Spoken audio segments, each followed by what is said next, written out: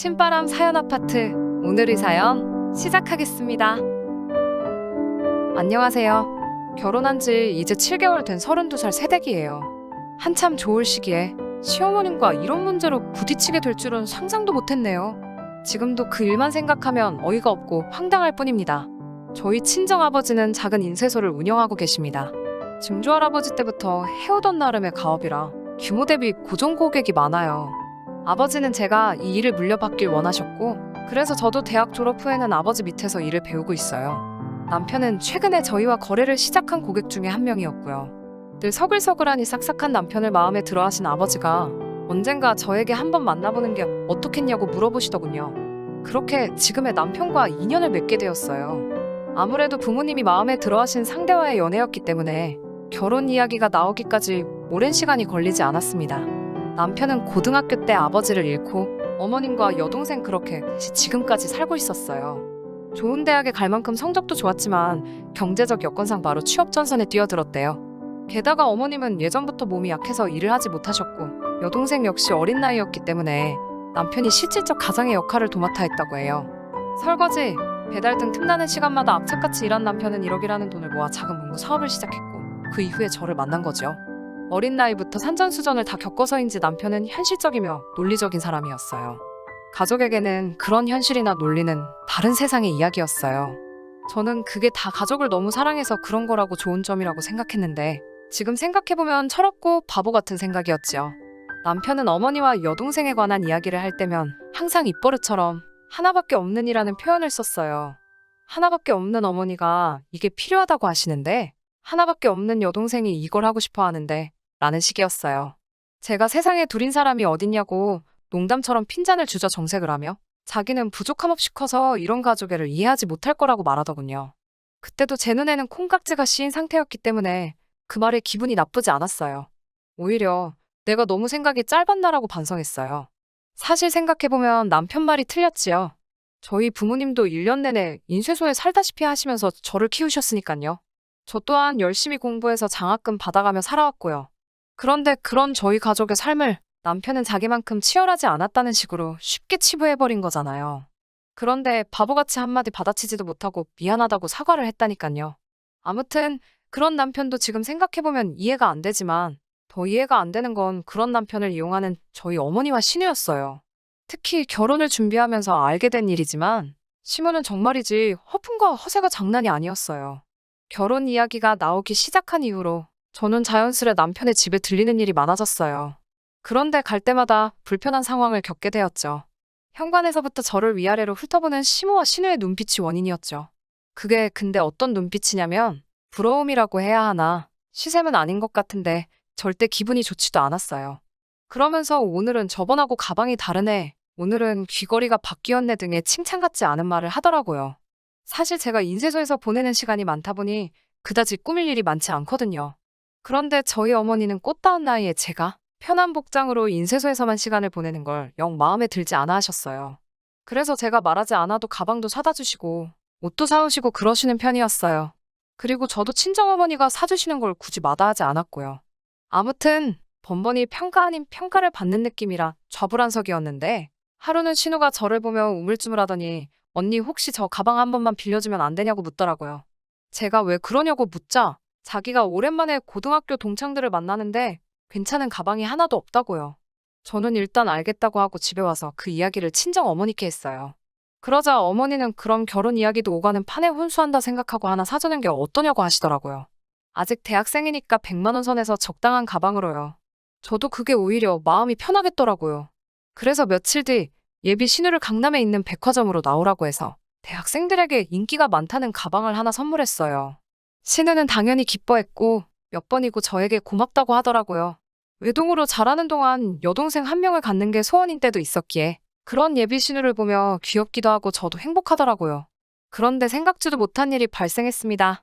그건 바로 시모의 반응이었어요. 시모는 저에게 찬물도 위아래가 있는 법인데 어떻게 자기를 건너뛰고 예비 신우한테 먼저 선물을 하냐고 참 실망이라고 대놓고 말씀하셨어요. 저는 이런 상황은 상상도 못했기에 몇 번이고 죄송하다고 말씀드렸습니다. 시모는 사돈도 그러는 게 아니라며 사줄 거면 둘 다 사줘야지 어떻게 누군 사주고 누군 안 사주냐며 그런 식으로 사람을 차별하는 게 아니라고 하시더군요. 집으로 돌아와서 안색이 안 좋은 저를 보며 친정어머니가 무슨 일이냐고 몇 번을 물으셨지만 일단은 남편하고 먼저 얘기하는 편이 나을 것 같아 아무런 말도 하지 않았습니다. 다음날 남편에게 전화를 해 어제 이런 일이 있었다고 말했어요. 그런데 남편도 알고 있다면서 그러니까 조심 좀 하지 그랬냐고 저에게 그러더군요. 제가 조심은 무슨 조심을 말하는 거냐고 묻자 어차피 혼수였다면서 그러면 엄마 것도 하나 사드리지 그랬냐고 사업하는 며느리 본다고 주변에 다 자랑했는데 아직까지 선물 하나 못 받은 게 서운해서 저러시는 거라고 저에게 조언 아닌 조언을 하더라고요. 사실 제가 인쇄소를 물려받을 건 맞지만 엄연히 아직까지는 친정아버지의 사업이고 저는 배우는 과정에 있을 뿐인데 벌써부터 주변에 사업하는 며느리라고 저를 이야기하고 다니셨다니 당혹스럽더라고요. 그래도 그때만 해도 남편과 결혼 이야기가 진지하게 오갈 때였고 이런 일로 파혼을 하는 건 상상도 하지 못했기 때문에 남편의 말대로 어머님에게도 가방을 비롯해 이런저런 선물을 몇 가지 해드리는 걸로 상황을 수습했습니다. 그리고 얼마 뒤 상견례 자리를 가졌어요. 어머님은 상견례 자리에서 저희 부모님께 사업하시는 양반들이시니 사업이 얼마나 어려운지 이해하실 거라 믿는다는 말로 운을 띄우셨어요. 어머님은 우리 아들이 이제 막 사업을 시작했지만 원체 머리가 좋고 수완이 좋은 애라서 앞으로 10년이면 이 나라 문구 사업은 다 집어삼킬 거라며 장황한 이야기를 하셨어요. 제 배우자가 될 사람에 대한 이야기인데도 제 얼굴이 다 화끈거리고 부끄럽더라고요. 고슴도치도 지 새끼는 예쁘다고. 어머님, 눈에 아들이 얼마나 장하고 멋지겠어요. 그래서인지 저희 부모님도 연신 맞습니다. 아무렴요 라고 맞장구 쳐주고 계셨고요. 그러더니 어머님께서는 집은 어떻게 하실 거냐고 저희 부모님께 물으시더군요. 사실 남편이 가진 돈이 다 사업에 묶여있는 걸 이미 알고 있었기 때문에 저희 친정에서 작은 전세집을 해주기로 하신 상태였어요. 그래서 저희 아버지가 동대문 쪽에 작은 아파트를 전세로 구했다고 하시자 시어머니는 대뜸 살림살이는요? 라고 또 물으시는 거예요. 그러자 신우가 어머님 옆구리를 쿡 찌르더군요. 아무튼 이런 우여곡절이 있었지만 끝내 저희는 결혼을 했습니다. 시어머니께서 본인의 친구분들 식장에 오시기 편해야 한다고 해서 어머님이 원하시는 동네와 시간에 맞춰서 식도 올렸어요. 결국 참다 저희 어머니가 한마디 하시더라고요. 도대체 우리 딸이 뭐가 그렇게 아쉬워서 이렇게까지 다 맞춰줘가면서 식을 올려야 하냐고요. 사실 저도 스스로 그런 생각이 드는 찰나였거든요. 그런데 아버지는 결혼하면서 부부가 그런 거 따지기 시작하면 못 산다고 그냥 맞춰줄 수 있는 쪽에서 맞춰주는 게 편하다고 하시더라고요. 그렇게 식을 올리고 한동안은 잠잠했습니다. 오라가라 말씀도 많으셨고 그때마다 여전히 품평회 아닌 품평회가 계속되었지만 저도 어느 정도 익숙해졌기 때문에 크게 의미를 두진 않았고요. 그렇게 6개월쯤 지나고 나서 아버지는 그동안 제가 인쇄소에서 열심히 일하고 고생했다며 생일 선물로 차를 사주셨어요. 사실 슬슬 아이도 가져야겠다 생각하는 찰나였기 때문에 차가 있으면 좋을 것 같다고 생각했던 참이라 감사했죠. 문제는 제가 차를 사고 나면서부터 시작됐어요. 항상 저를 오라가라 했던 분이 제가 차를 산 이후로는 저희 집으로 오시기 시작했거든요. 황당한 건 오실 때 본인 소유의 경차를 끌고 오시고 제가 화장실에 있거나 잠깐 자리를 비운 사이에 제 차키를 가지고 집에 가시는 거예요. 처음 이 일을 겪었을 때는 제가 귀신에 홀린 건가 싶을 만큼 어이가 없고 황당하더라고요. 그날도 저는 인쇄소에서 일을 하고 있었는데 어머님이 갑자기 저녁을 드시러 오시겠다고 하시길래 아버지께 말하고 1시간 정도 일찍 퇴근을 해서 정신없이 저녁을 준비했어요. 저녁 준비가 다 돼갈 무렵 어머님이 집에 도착하셨고요. 어머님께 양해를 구하고 잠깐 방에 들어가 옷을 갈아입었어요. 남편도 집에 거의 다 와간다고 하더라고요. 옷을 다 갈아입고 머리 좀 만지고 나왔는데 어머님이 안 계신 거예요. 식탁 위에는 어머님 차키가 그대로 있길래 잠깐 어디 가셨나 생각하고 있었고요. 전화를 해봐야 하나 생각하는데 현관이 열리는 소리가 나더니 남편이 들어왔어요. 남편은 저를 보더니 방금 당신 차 나가던데? 라는 거예요. 제가 그게 무슨 소리냐고 묻자 방금 나가더라니까. 내가 잘못 봤나? 라고 하더라고요. 저는 순간 이상한 느낌이 들어서 어머님께 전화를 했어요. 그러자 어머님이 나 네 차 좀 빌렸을게 라고 하시는 거예요. 거기 내가 내 키 두고 왔으니까 필요하면 자기 차를 쓰라면서요. 그러더니 바로 전화를 끊어버리시더군요. 제가 남편에게 이게 무슨 경우냐고 어떻게 나한테 말도 없이 내 차를 마음대로 가져가시냐고 따져 물었어요. 남편은 미안하다고 하면서도 그래도 엄마가 최소한 자기 차는 두고 가지 않았냐고 일단 급한 대로 그거라도 쓰라면서요. 그러면서 원래 부모들이 더 좋은 걸 쓰는 게 맞지. 너는 엄마는 경차 타는데 네가 벤츠 타면 기분 좋냐고 묻더라고요. 제가 우리 아빠가 열심히 일해서 나 타라고 사준 차 내가 타는데 기분이 왜 안 좋냐고 당신이 그렇게 어머님 경차 타는 게 속상하면 당신이 사드리면 되지. 왜 내 차를 들먹이냐고 저도 지지 않고 따져 물었습니다. 그러자 남편은 너는 정말 며느리도 딸이라는데 효심이라곤 찾아볼 수가 없다며 정말 서운하다고 오히려 저를 나쁜 사람으로 몰아가더라고요. 사실 남편이 저에게 진심으로 사과했다면 평소처럼 그냥 어떻게든 이해하려고 하고 넘어갔을 거예요. 제가 차를 매일 써야 하는 사람도 아니고 어머님이 얼마나 타보고 싶으셨으면 그랬을까 하고 어떻게든 스스로 합리화시켜서 참았을 거예요. 그런데 남편이 오히려 적반하장도 유분수지 저를 되먹지 못한 사람으로 만들어버리니까 꼭지가 돌아버릴 것 같았습니다. 저는 남편에게 당장 내 차 안 찾아오면 절도로 신고하겠다고 울음장을 놨습니다. 사실 이때만 해도 말 그대로 울음장이었지. 어떻게 시모를 신고를 해요? 그런데 남편이 저를 보며 이죽거리더니 가족끼리는 원래 법적으로 처벌 안 받는다며 넌 그것도 모르냐고 비아냥거리더군요. 저는 당신이랑 나 아직 혼인신고 안 했거든이라며 받아쳤습니다. 남편은 너 진짜 선 넘는다면서 저를 향해 손바닥을 들어 올렸습니다. 그런데 그때 저희 집 현관이 열리더니 거기에는 저희 아버지가 서 계셨어요. 제가 급하게 퇴근하느라 지갑을 인쇄소에 두고 왔는데 그걸 발견하신 아버지가 가져다 주러 오신 거였죠. 아버지는 밖에서 저희 대화를 듣다가 큰일 나겠다 싶어서 들어오신 거고요. 이제까지 단 한 번도 남편이나 시모의 행동에 크게 동요한 적 없으시던 분인데 아버지는 단호한 목소리로 저에게 경찰을 부르라고 했어요. 그러자 남편도 그제서야 일이 보통이 아니라는 걸 깨달았는지 장인어른 오해하지 마시고 들어보시라며 구구절절 상황을 설명하더군요. 아버지는 남편이 떠드는 소리는 듣지도 않으시고 당장 사돈에게 차갑고 경찰서로 오시라 하라며 제 손을 잡아 끌고 나오셨어요. 그리고 경찰서로 향하는 아버지 차 안에서 우리 부녀는 한마디도 하지 않았습니다. 하지만 저는 아버지의 슬픔과 분노를 느낄 수 있었어요. 저 또한 이런 모습을 보여주게 된 자신에게 화도 죄송하고 허탈한 마음이었고요. 경찰서에 도착한 저희는 조서를 작성하기 시작했어요. 그리고 30분쯤 지났을 무렵 허겁지겁 시모랑 남편이 들어오는 게 보이더군요. 시모는 저에게 야박하고 못됐다면서 옛말에 콩 한 쪽도 나눠 먹는 거라고 했는데 너는 그까짓 차가 뭐 얼마나 대단하다고 이깟 일로 시어머니를 경찰서까지 오게 만드냐며 삿대질을 해대시더군요. 남편은 그런 어머니 옆에서 말리지도 못하고 안절부절 해댔고요. 아버지는 그런 시모한테 어른이면 어른답게 나이값 좀 하라고 그래가지고 아들 앞길 망쳐놓으면 좋냐고 쏘아붙이시더니 저희 남편한테도 자네도 이제 어른이면 뭐가 옳고 그른지 생각 좀 하고 살라고 내가 아주 사람을 잘못 봤다면서 당장 오늘 안에 짐 싸서 나가라고 호통을 치셨어요. 남편은 사람들이 다 보는 와중에 경찰서 차가운 바닥에 무릎을 꿇고 정말 죄송하다고 빌고 그런 남편 옆에서 시어머니는 네가 뭘 잘못했냐며 일어나라고 소리소리 치시고 난리도 아니었네요. 결국 그날 밤 남편은 일단 옷까지 몇 개만 챙겨서 집을 나간 상태고요. 오늘 지금까지도 한 번만 용서해달라고 저희 아버지와 저에게 빌어대는 중입니다. 처음에는 난리부르스를 떨던 시모도 아들에게 한 소리 들었는지 지금은 간간히 아가 잘 지내냐며 제 마음을 떠보려는 듯 연락을 해오네요. 하지만 시모와 연을 끊지 않는 한 이런 일은 또 되풀이될 걸 알기에 저도 쉽게 용서하지는 못할 것 같네요. 저희 아버지도 어머니도 1년 지나게 인생 공부했다 생각하고 새 출발하면 된다고 하시고요. 아무튼 이런 이야기를 털어놓게 되어서 창피하지만 속은 정말 후련하네요. 들어주셔서 감사하고 좋은 하루 되시길 바랍니다. 끝까지 들어주셔서 감사합니다. 오늘의 사연은 여기까지입니다. 구독과 좋아요, 알람 설정 부탁드리고 더 좋은 사연으로 다시 찾아뵙겠습니다. 감사합니다. 신바람 사연 아파트 오늘의 사연 시작하겠습니다. 안녕하세요. 너무 답답한 마음에 일단 펜을 들긴 했는데 어떻게 적어야 할지 모르겠네요. 남편과 결혼한 지 올해로 4년 차인 30대 여성입니다. 남편과는 20대 초반에 만나 연애만 10년 가까이 했으니 같이 지낸 횟수로 따지면 벌써 14년이네요. 연애를 10년씩이나 했던 건 남편이나 저나 사는 게 녹록지 못했기 때문입니다. 제 이야기를 먼저 해보자면 저를 세상에 존재하게 해주신 아버지께서는 제가 어렸을 때 병으로 돌아가셨어요.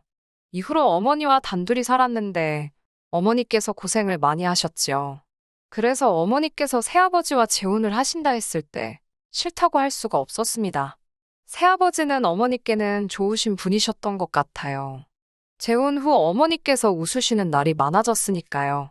하지만 새아버지께선 저에게 곁을 내주지 않으셨고 어머니는 그걸 눈치채지 못하셨던 것 같습니다. 10대에 제가 할 수 있는 거라곤 그저 새아버지 눈밖에 나지 않도록 있는 듯 없는 듯 조용히 지내는 것 뿐이었네요. 지금도 마음의 상처로 남은 일 중 하나는 제가 고등학교 3학년이 되었을 때 있었던 일입니다. 제 대학교 진학 상담을 위해 어머니께서 학교에 왔다 가신 날이었지요. 학교를 마치고 집에 오니 어머니께서 저더러 이야기를 좀 하자고 하시더라고요.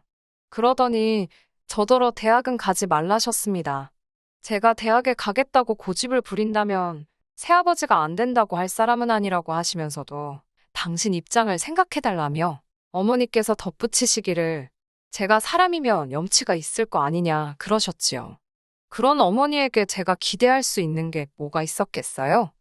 결국 저는 고등학교를 졸업한 뒤 집에서 나와 지방에 있는 공장에 취직을 했습니다. 기숙사도 제공이 된다 하여 묻지도 따지지도 않고 갔어요. 그리고 그곳에서 남편을 만났습니다. 남편 역시 저 못지않게 힘든 시절을 견뎌왔더라고요. 하루는 같이 일하는 사람들끼리 술이나 한잔 하자며 근처 호프집을 갔는데 저만큼이나 어린 사람이 있더라고요. 남편이었어요. 남편이 저더러 먼저 어디서 왔냐, 일하는 건 어떠냐며 질문을 쏟아내더라고요. 그러더니 저는 묻지도 않았는데 자기 얘기를 해대기 시작했습니다. 이 사람도 어지간히 말할 상대가 그리웠나 보다 싶어서 그 심정을 모르는 바도 아니었으니 들어줬는데 참 불쌍하더라고요. 이제 저도 겪어봐서 알지만 저희 아버님은 돈 버는 데는 관심이 전혀 없으십니다.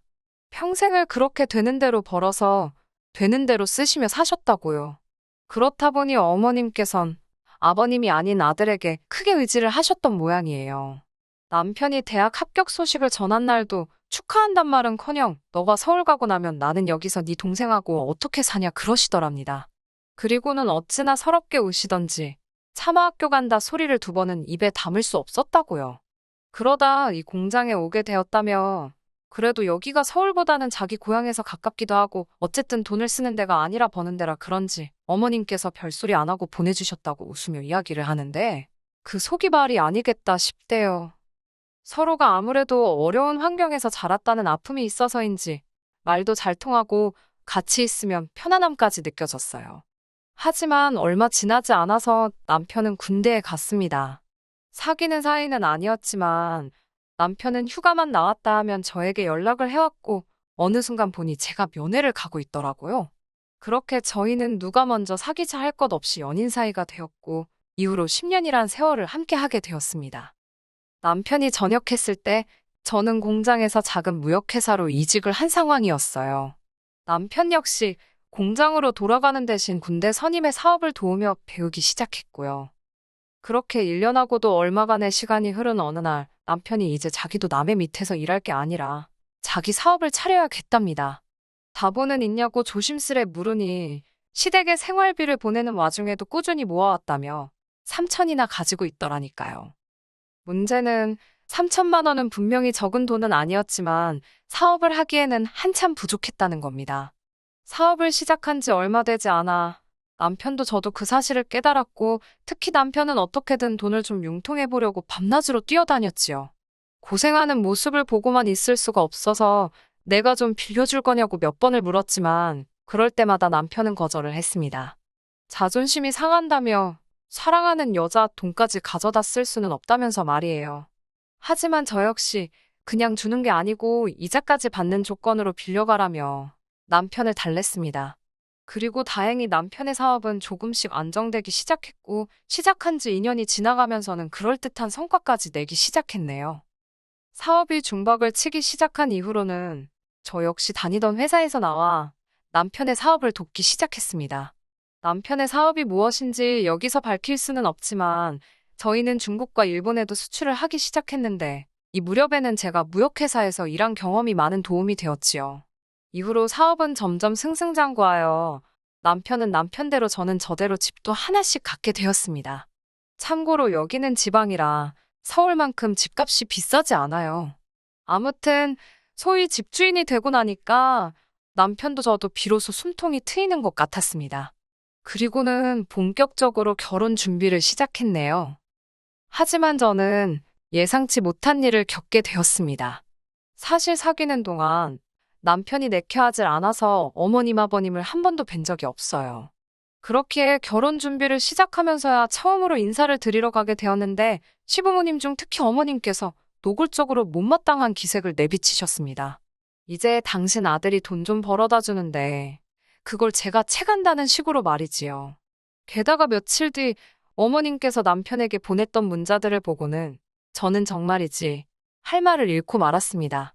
어머님께선 남편더러 사업만 더 잘 되면 저하고는 비교도 안 될 괜찮은 여자들이 줄을 설 거라며 못하러 결혼을 서두르냐고 10년을 만났다면서 지겹지도 않냐. 혹시 제가 남편더러 책임지라고 매달린 거냐. 심지어 저희 둘이 10년을 사귀었는데 애도 안 생긴 거 보면 저한테 문제가 있을지도 모른다는 그야말로 막말을 한 보따리 적어 보내셨더라고요.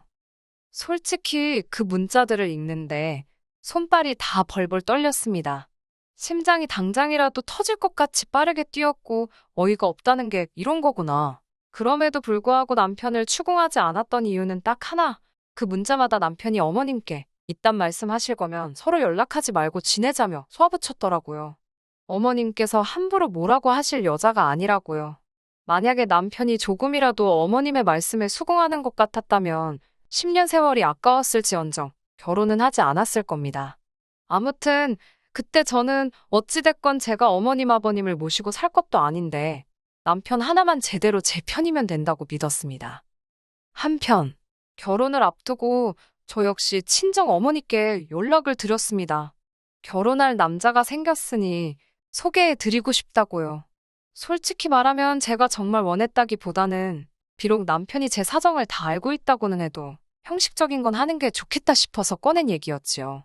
아니나 다를까 친정어머니께서는 저희가 집으로 가는 건 곤란해하셨기에 밖에서 만나게 되었습니다. 뭐 하는 남자냐고 묻기에 공장에 다닌다고 적당히 둘러대니 그러냐며 더 묻지도 않으시대요. 기대는 없었지만 혹시나 싶어 그래도 하나뿐인 딸이 결혼하는데 조금이라도 도와줄 수 있냐고 물었습니다. 만약 친정어머니가 단돈 얼마라도 도와주신다 했다면 저는 어머니를 용서했을지도 모르겠어요. 하지만 어머니께서는 너야말로 시집가면서 하나뿐인 친정엄마한테 키워줘서 감사하다고 제대로 인사라도 해야 하는 거 아니냐입니다. 그이한테도 그렇고 라며 말끝을 흐리는데 그 소리를 들으니 헛웃음이 나오더라고요. 양가 부모님으로부터 제대로 된 축복도 받지 못했지만 그래도 저희는 부부의 연을 맺었습니다. 그리고 저희는 계획과 달리 제 명의의 집에서 살림을 차리게 되었어요.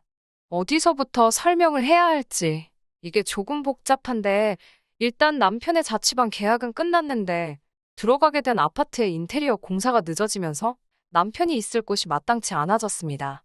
어쩔 수 없이 공실이던 제 명의의 집에서 남편이 임시로 며칠만 지내기로 했는데 그게 화근이었어요. 신혼여행을 마치고 시댁에 인사를 드리러 들린 저희에게 어머님께서 다짜고짜 하소연을 하시더군요.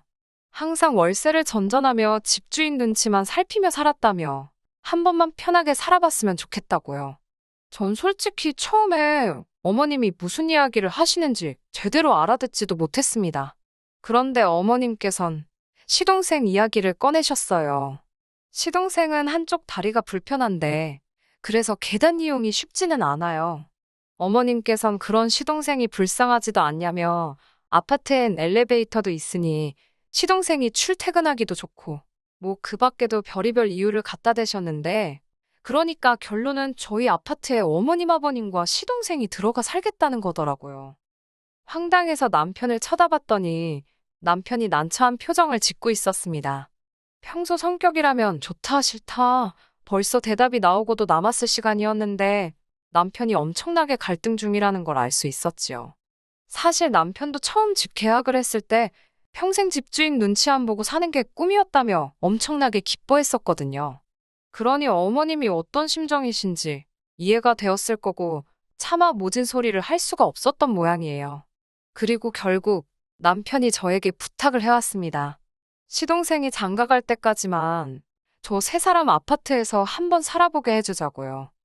솔직히 말하면 내키지는 않았지만 명의를 바꿔주자는 것도 아니었고 그렇다고 저희가 아예 갈 곳이 없는 것도 아니었으니 알겠다 했습니다. 그런데 어머님이 아니 시동생이 이렇게 저희 뒤통수를 칠 줄은 상상도 못했네요. 지금으로부터 딱 2년 전입니다. 시동생이 결혼할 여자가 생겼다고 그러더군요.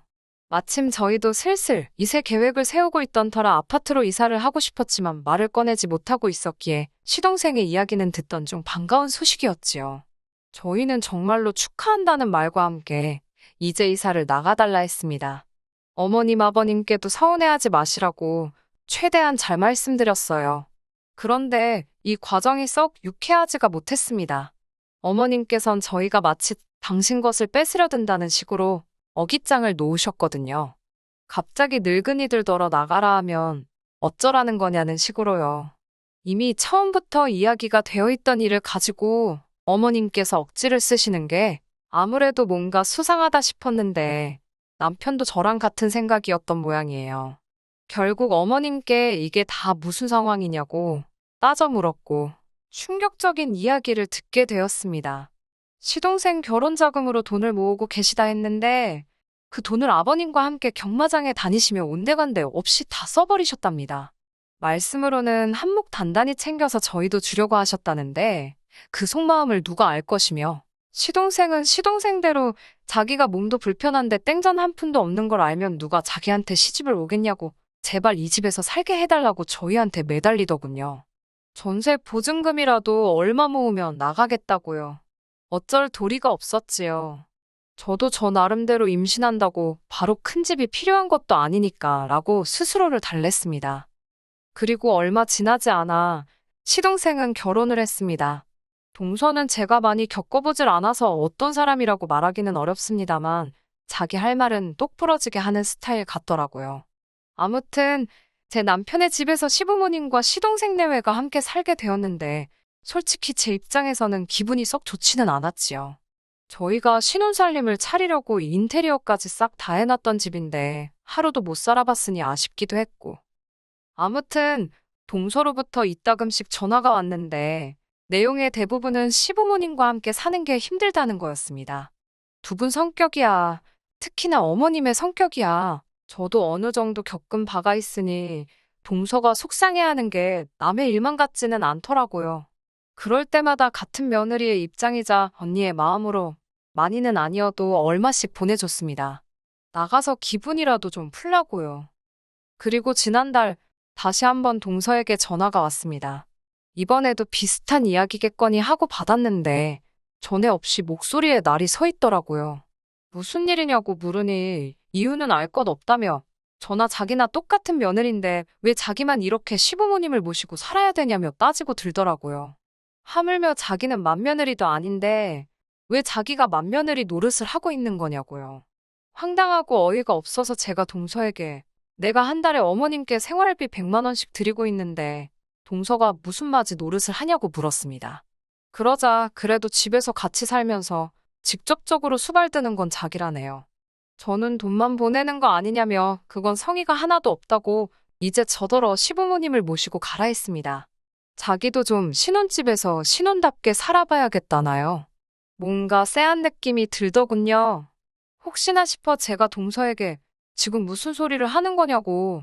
그 집은 내 남편 명의의 집이고 지금 시부모님과 동서네가 내 남편 집에 공짜로 들어와 살고 있는 걸 알려줬습니다. 그러자 동서가 그게 다 무슨 소리냐며 시동생이 지금 사는 아파트가 시동생 거라고 했다네요. 그래서 자기가 혼수도 다 해오고 예단으로 어머님께 3천이나 드렸다면서 제가 뭔가 잘못 알고 있는 거랍니다. 어이가 없었지만 혹시나 싶어서 남편에게 전화를 걸었어요. 남편에게 혹시 나랑 상의 없이 아파트 명의를 시동생한테 돌렸냐니까 오히려 저더러 미쳤냐고 묻더라고요. 저는 남편에게 방금 동서가 했던 이야기를 그대로 전했습니다. 그러자 남편이 혼잣말처럼 쌍욕을 내뱉더니 지금 시댁으로 오라더군요. 자기도 그쪽으로 간다면서요. 그렇게 시댁에 도착하니 그 집도 이미 난리가 났더라고요. 벌써 동서가 시동생에게 따지고 들었던 거겠지요. 시동생은 저희를 보자마자 무슨 말 같지도 않은 소리를 하면서 특히 저한테 왜 없는 소리를 하냐고 따지고 들더라고요. 아마 눈치껏 자기 말에 일단 호응해달라는 것 같았는데 이러다간 눈 뜨고 코 베이듯 집을 뺏기는 거 아닌가 싶어서 차마 그 장단을 맞춰줄 수가 없었습니다. 남편도 저와 같은 생각이었는지 시동생더러 뭐라고 거짓말을 치고 다녀서 이런 상황을 만드느냐며 화를 내더니 이 집은 내 집이고 사정이 이렇게 된 이상 안 되겠다며 집을 비워달라 하더라고요. 그러자 옆에 계시던 어머님께서 저희 남편더러 어떻게 그런 소리를 하느냐며 소리를 꽥 지르셨습니다. 동서는 동서대로 지금 자기 사기당한 거냐며 다들 짜고 자기를 속인 거 아니냐고 난리가 났고요. 순식간에 집안에서 서로 고성이 오갔고 개판도 그런 개판이 없었네요. 이튿날 어머님께서 저희 집에 찾아오셨습니다. 연락도 없이 오전 10시가 되어서야 오셨는데 아마 남편이 없을 만한 시간대를 골라오신 것 같았어요. 어머님께선 제 손을 부여잡으시곤 이대로 네 시동생 이혼시킬 판이냐며 너희는 먹고 살만하지 않냐고 어차피 집도 두 채인데 이참에 안 하는 시동생을 줄하셨습니다. 그 오랜 세월 저희가 얼마나 고생해서 여기까지 왔는데 어떻게 그런 소리를 하시냐고 안 된다 하니까 그럼 너네가 고생했으니까 시동생도 고생을 시켜야 속이 시원하겠냐며 오히려 저를 무슨 고약한 사람처럼 몰아가시더군요. 도저히 말이 통하지 않아 남편이 있을 때 다시 오시라 했습니다. 그런데 그때 남편이 이게 다 무슨 말도 안 되는 소리냐며 부엌으로 들어왔어요. 알고 보니 핸드폰을 두고 출근해 가지러 집에 왔는데 현관문도 열려있고 어머님 목소리도 들려서 기척을 안 하고 있었다고요. 남편은 더할 이야기 없다며 어머님더러 일주일 안에 집을 구해 나가시라 했습니다. 아니면 시동생 내외라도 내보내시라고 안 그러면 그 집 팔아버리겠다고 엄포를 놓더라고요. 어머님께서는 그런 남편에게 네 마음대로 하라며 부모 동생도 못 알아보는 버러지 같은 놈이라고 욕을 퍼부으시곤 집을 나가셨습니다. 그리고 정말 일주일이 지났는데 시동생에게서 연락이 왔습니다. 문자 내용은 가관이었어요. 그까짓 집 한 채 내줬다고 자식 둘이 다 한 게 아니라는 둥, 부모님 곁에서 있었던 건 형이 아니라 나라는 둥, 자기가 부모님을 잘 모셨으니 형하고 형수도 사업에만 집중할 수 있었던 거 아니냐며 이 집은 응당 시부모님과 자기가 받아야 할 몫이라대요. 그 문자를 받고 열받은 남편이 그 아파트를 정말로 부동산에 내놨습니다. 주변 매물보다 싸게 내놓았더니 내놓은 그날부터 문의가 쏟아졌고 집을 보러 간다는 사람들이 있었으니 자연히 시부모님도 상황이 어떻게 돌아가는지 알게 되셨지요. 그제서야 남편이 허풍이 아니었다는 걸 아셨는지 어머님께서 저더러 네 남편 좀 말려보라며 연락을 해오셨습니다. 저는 죄송하다고 저는 그저 남편이 하는 대로 따를 거라고 했어요. 이번엔 동서까지 나서서는 진짜 이 집 팔면 자기는 시동생이랑 이혼할 거라고 하길래 하고 싶은 대로 하라고 했습니다. 그리고 지난달 진짜로 아파트를 팔았습니다. 그제서야 시부모님께서도 정말 왜 이렇게까지 독하게 구냐면서 이제 당신들은 어디 가서 사느냐고 저희 집에 들어오면 안 되냐고 물으시더군요. 남편은 그런 어머님의 제안을 싫다는 한마디로 단칼에 거절하곤 자기는 지난 10몇 년이 넘는 세월 동안 자식돌이 충분히 한 것 같다며 이젠 그만두겠다 덧붙이대요. 옆에서 보고 있는 제가 다 민망하리만치 조금의 여지도 주지 않더라니까요. 그리고 현재 동서는 일단 본인 친정에 갔고 시부모님과 시동생은 조금 떨어진 동네에 있는 오래된 빌라에 들어갔습니다. 보아하니 시동생이 대출을 받은 것 같던데 자세히는 저도 모르겠네요. 관심을 안 가지려고 노력 중이거든요. 남편은 자기가 머리가 어떻게 되지 않는 한 더 이상 시부모님과 연락을 주고받으며 살 일은 없을 것 같다고 합니다. 어머님께서 남편이 그동안 해온 노력이나 고생에 대해선 한 번도 수고했단 말씀도 하지 않으셨으면서 시동생이 조금이라도 고생하게 될까봐 벌벌 떠시는 모습에 남편이 상처를 많이 받은 것 같아요. 솔직히 부모 자식 사이가 천륜인데 언젠간 또 보고 싶어지는 날이 오지 않을까 그런 생각도 들어요. 하지만 제가 나서지는 않으려고요. 저나 남편이나 오랜 시간 힘든 길을 걸어온 만큼 당분간은 누구의 방해도 받지 않고 지금 이 행복만 즐겨볼 생각입니다. 끝까지 들어주셔서 감사합니다. 오늘의 사연은 여기까지입니다. 구독과 좋아요, 알람 설정 부탁드리고 더 좋은 사연으로 다시 찾아뵙겠습니다. 감사합니다.